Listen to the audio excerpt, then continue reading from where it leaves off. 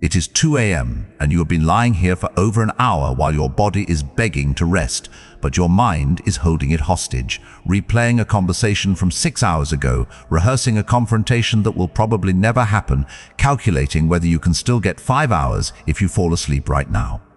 And the cruelest part is that knowing you need to sleep only makes the wakefulness worse, because the frustration feeds the very thing keeping you awake. The Stoics had a nightly ritual designed for exactly this moment, and by the end of this video, you will know how to use it. During the day, you have 1,000 distractions acting as a dam: work, conversations, screens, noise. They occupy your attention so completely that you never have to face what is actually happening inside your own head. The moment you lie down in a silent room and close your eyes, the dam breaks. Everything you avoided for the last 16 hours comes rushing in at once. You are not an insomniac, but rather a person who has never learned to close the day before closing your eyes. The thoughts that attack you at night are not random, because they are almost always the things you refuse to deal with during the day, like the conversation you did not have, or the decision you postponed, or the fear you scrolled past while trying to stay busy. Your mind stored all of it and waited for you to run out of distractions, and now it is presenting the bill. Seneca recognized that an unoccupied mind turns on itself, and night is when your mind is most unoccupied and most dangerous. Your boss made a passing comment in a meeting 8 hours ago, and during the day you shrugged it off, but now in the dark it has mutated into evidence that you are failing, and that they are going to let you go, and that your entire career is unraveling. The thought grew because you never dealt with it when it was small, and you let it sit in the dark where it fed on the silence. And then comes the second wave, because once your brain finishes with today, it reaches further back to the thing you said at a party 3 weeks ago that came out wrong, or the relationship you ended 6 months ago where you are still rewriting the final conversation and crafting the version you wish you had delivered. At night, your mind does not respect timelines, and it pulls from everywhere, treating a 5-year-old regret with the same urgency as something that happened this afternoon. You check your phone, not because anyone messaged you, but because the glow of the screen is a small distraction from the noise in your head. You put it down, and 30 seconds later, you pick it up again, because you know this is making it worse. But the alternative is lying in the dark with yourself, and right now, that feels unbearable. This is not weakness, but simply what happens to every human mind that has no evening practice. And there is a specific Stoic ritual that shuts this down before you ever reach the pillow, and it takes less than 5 minutes. Seneca practiced something every single night that modern psychology now calls cognitive processing, and he described how, when the light had been removed and his wife had fallen silent, he would examine his entire day and go back over everything he had done and said. He was not writing literature, but was instead emptying the bucket of his mind so that it would not overflow at 3 a.m. when he was trying to rest. The method itself is simple, because all you need to do is sit for 5 minutes before you get into bed and mentally walk through your day from morning to now, not to judge yourself or to grade your performance, but just to acknowledge what actually happened. You acknowledge the awkward moment, and you acknowledge the thing you are proud of, and you even acknowledge the worry about tomorrow, because your brain replays things at night that it considers unresolved. And when you consciously review them, you are telling your brain that you have seen this and processed this, and it can let it go now. The difference between doing this and not doing this is the difference between putting your tools away at the end of the day and leaving them scattered across the floor in a dark room, because either way, you walk through that room at night, but only one version has you tripping over everything. Seneca did not do this to become a better philosopher, but because he knew it was the only way to sleep with a quiet mind.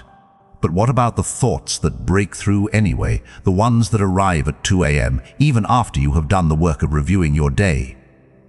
There is one question that disarms them instantly. The thoughts that keep you awake at 2 a.m. almost always share one trait, which is that they are about things you cannot act on at this hour. You are worrying about a meeting that is 12 hours away, and you cannot attend it from your bed. You are replaying an argument that ended yesterday, and you cannot unsay those words from your pillow. You are calculating your finances while the bank is closed and the world is asleep. Yet these are the exact things your mind chooses to obsess over the moment everything goes quiet.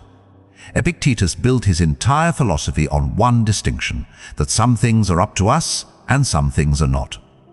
At 2 a.m. in your bed, almost nothing is up to you except one thing, which is whether you continue to torture yourself or whether you stop. When a thought arrives, you need to ask it one question, and that question is whether you can act on it right now in this bed at this hour. If the answer is no, then you are not problem-solving, and you are self-harming with your own imagination.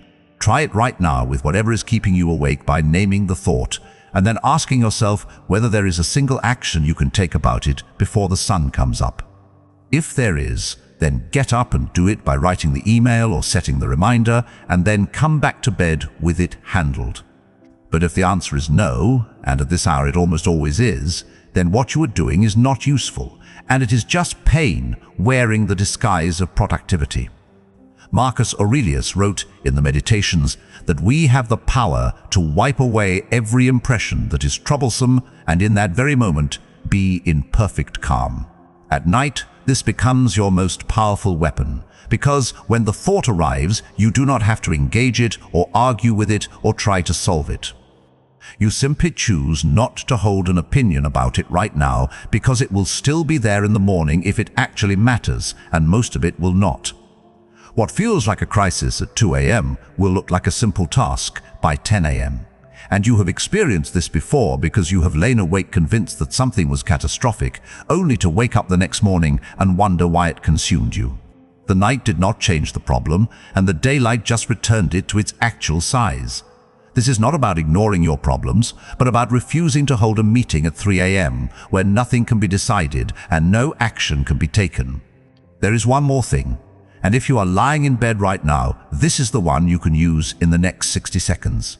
Every thought that is currently keeping you awake is trying to pull you somewhere you are not, whether that is tomorrow's meeting or yesterday's mistake or next month's uncertainty.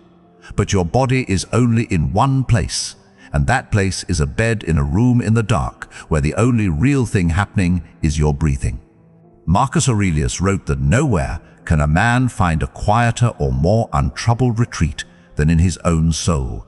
And at night, this retreat is not somewhere else, because it is right here in the weight of the blanket on your body and the sound of your own breathing and the temperature of the air on your face. When your mind tries to drag you into the future or the past, you need to pull it back to the room by feeling the pillow under your head and listening to the furthest sound you can hear, and letting yourself notice the weight of your own body sinking into the mattress. This is not meditation in the way most people think of it, but rather a tactical recall where you are retrieving your attention from a place it does not belong and anchoring it to the only reality that exists right now. Your mind will leave again, and it will try to re-enter the spiral within seconds, but each time you bring it back, the pull of those distant thoughts gets a little weaker. You are not fighting your thoughts because fighting them only gives them more energy, and instead you are simply refusing to follow them down the path they want to take you.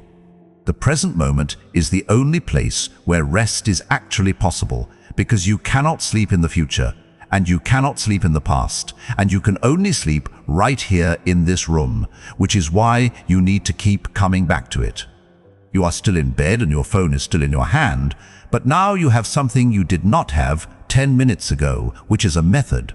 Tonight, you should try just one thing, whether that is reviewing your day before your head hits the pillow or asking the one question when the spiral starts about whether you can act on it right now, or simply returning to the room and the blanket and the breath and the dark. The Stoics did not have screens or stimulants or the noise of the modern world, but they wrestled with the same sleepless minds that you and I deal with every night.